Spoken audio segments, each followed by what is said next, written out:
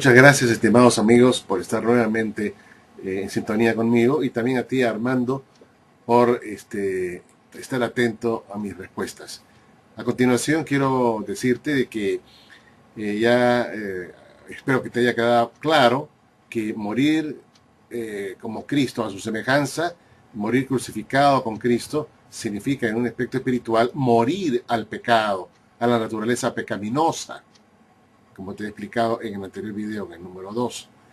No significa que tengamos que morir en el martirio para reinar con Cristo necesariamente, sino que el apóstol Pablo está hablando de morir a la semejanza de Cristo, crucificados al pecado. Y ya, de hecho, dice Pablo, hemos sido crucificados al pecado, y para andar a una novedad de vida, pues, ¿no? Eso es lo que quería recordarte de la última parte, donde te daba una respuesta sobre el asunto de morir como Cristo. Pero ahora quiero tocar un tema, un argumento tuyo, mejor dicho, que tiene que ver con el martirio, que estamos hablando ahora, el martirio de los santos. Dices tú, y citas Apocalipsis 2, 10 al 11. Tú citas ese versículo y dice el versículo: no tengas miedo de las cosas que estás por sufrir. Mira, el diablo seguirá echando a algunos de ustedes en la prisión para que sean puestos a prueba plenamente y para que tengan tribulación 10 días. Pruébate fiel hasta la misma muerte y yo te daré la corona de la vida. El que tenga oído, oiga lo que el Espíritu dice a las congregaciones. El que venza de ninguna manera recibirá daño de la muerte segunda. Y luego pues tú usas este texto y argumentas y alegas que se está exigiendo al que va a reinar con Cristo que muera en el martirio, que el prerequisito para reinar con Cristo es morir en el martirio. Pero ¿dónde sacaste esa idea? ¿Dónde dice esto? Eso en estos dos versículos de Apocalipsis capítulo 2, 10 y 11. Simplemente está diciendo acá que algunos de las congregaciones cristianas, algunos seguirán siendo echados o arrojados a las prisiones para que sean puestos a prueba plenamente y para que tengan tribulación 10 días. Y dice: pruébate fiel hasta la misma muerte, yo te daré la corona de la vida.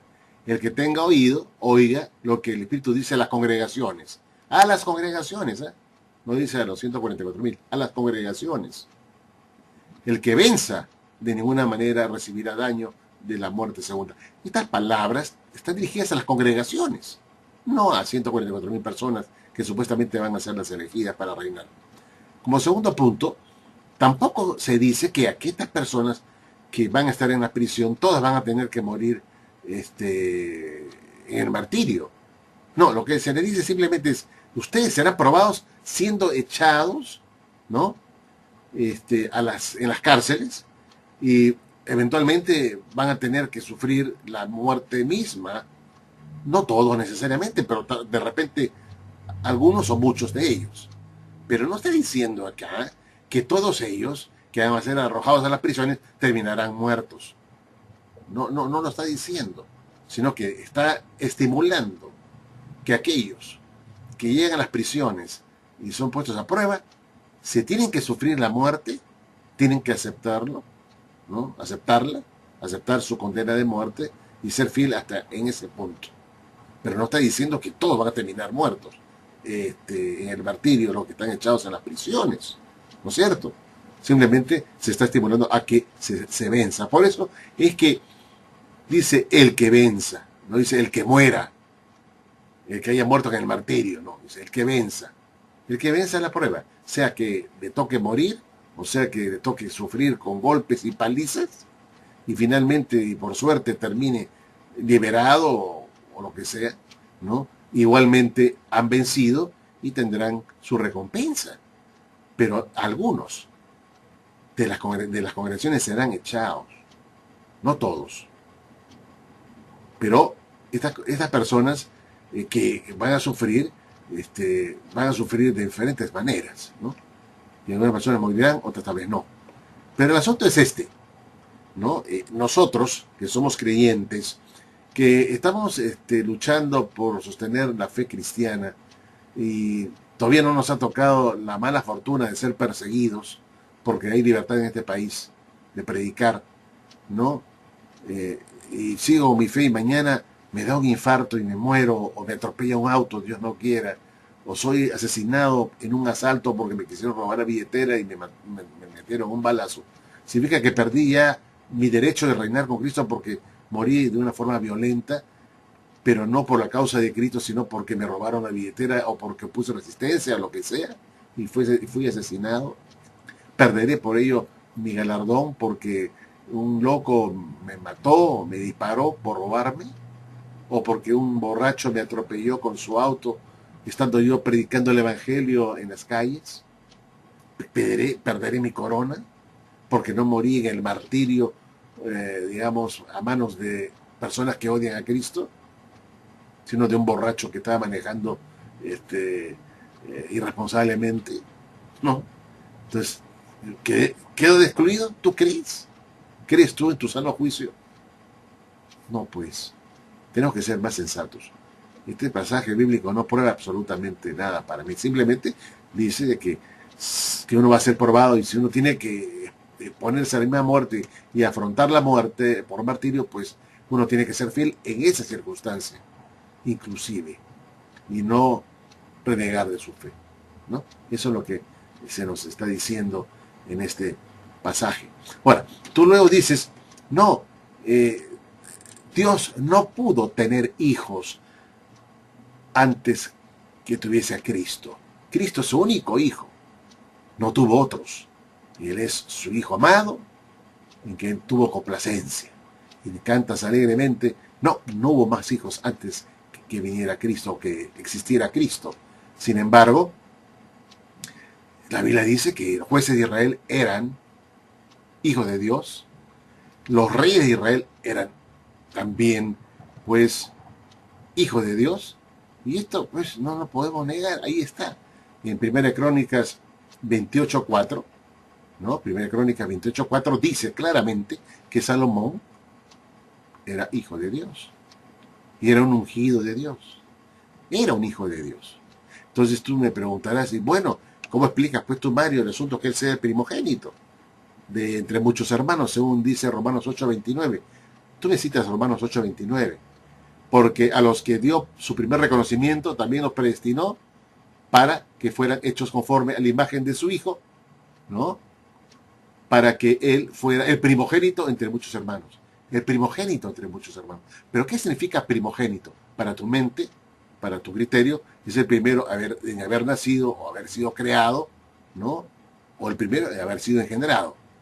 Pero esa es solamente la única explicación para la palabra primogénito. ¿Realmente tú crees que esa es la única que existe? Pues no, y te lo voy a informar, estimado Armando, para que sepas, para que no seas engañado, ni engañes a otras personas con tus chifladuras. Discúlpame que te diga eso con todo respeto, ¿no? Esos tipos de razonamientos son inconcebibles, ¿no? La palabra primogénito, quiero que sepas, viene de la voz griega prototokos, ¿no es cierto? La cual significa en primera instancia, ¿no? El primero en nacer, ¿no? El primer que nace, el primer hijo que nace, primogénito. Pero también la palabra primogénito designa a una persona que es eminente, dotada, respetable, digna de una especial atención y de honra, ¿no? Por eso, cuando tú lees en las Escrituras, en Éxodo, por ejemplo, en Éxodo 4:22, se dice que Israel es mi primogénito, ¿no? Israel es mi hijo, mi primogénito. Pero sabemos que Israel, ¿no? Que es Jacob, no era el primogénito, sino Esaú. Sin embargo, Dios llama a Israel mi primogénito. Es decir, ¿en qué sentido? En que él tiene de Dios toda su aceptación y todo su reconocimiento como una persona que ocupa un lugar preponderante en el corazón de Dios. Y cuando uno va, por ejemplo, a Jeremías 31:9, encontramos que a Efraín se le llama mi primogénito. Efraín es mi primogénito. Sin embargo, su hermano Manasés nació primero que él. Pero Dios llama a Efraín, pues mi primogénito, ¿no? Y esto es muy importante, ¿no? En Jeremías 31:20 se lee Efraín, hijo precioso. Es decir, un hijo predilecto o un hijo preferido sobre los demás. ¿Te das cuenta? Es muy simple la cosa, mi estimado hermano. Si tú vas al Salmo 89:20 y 27, dice, hallé a David, mi siervo, lo pondré por primogénito. Por supuesto, entre los hijos de Isaí, David era el último, ¿no? Sin embargo, para Dios, Él lo puso por primogénito, primero, por sobre sus mismos hermanos, y lo puso en una posición encumbrada. Y como primogénito, Él tiene justamente esa elección de Dios por Él, predilección por Él, ¿no? El reconocimiento de Dios hacia el rey David, a quien tú quieres ponerlo como súbdito, como un plebeyo de su propio reino. Luego, si tú vas al texto de, vamos a Colosenses 1:18, dice que Pablo lo dice, para que en todo nuestro Señor Jesucristo tenga la preeminencia. Es decir, Jesús es el primogénito y como primogénito él tiene, en ese sentido, no por ser el primer hijo, sino porque tiene la posición de preeminencia, esa es la palabra primogénito, la preeminencia sobre todos los demás hermanos. Y él tiene como primogénito el privilegio del sacerdocio, según Números capítulo 3, 12, 13, 8 y 18, y también tiene, es un heredero preferencial y tiene una parte mayor que los demás hermanos. Deuteronomio 21, 17. Ese es el sentido de la primogenitura de Jesús, el primogénito de Jesús. Él es el primogénito. Entonces, quiero también decirte que los cristianos, los seguidores de Jesús, también son primogénitos. Dice la Biblia, pues, que nuestro Señor es el primogénito entre muchos hermanos. Y también es cierto que los cristianos, los fieles, la congregación, también la congregación de los primogénitos, según Hebreos 12:23. Claramente dice, a la congregación de los primogénitos que están inscritos en los cielos. Es decir, la congregación cristiana compuesta por todos los fieles, ¿no? Esto también tiene una posición de primogenitura, tener un lugar de honor dentro del reino, ¿no? De ser con Jesús los coherederos con Cristo en el reino. Entonces la palabra primogenitura no es, como tú dices, ser el primer hijo y por lo tanto Dios no pudo tener otros hijos antes que Jesús. No, estás muy equivocado. Se refiere a la posición encumbrada de Jesús.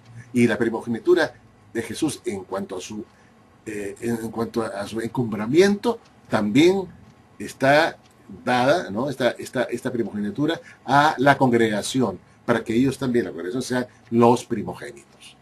Espero que con esto haya sido un poco claro en el asunto de la primogenitura de Jesús. Estimado hermano, será hasta la próxima y muchas gracias por tu atención y también a todos ustedes, estimados amigos. Será hasta la próxima.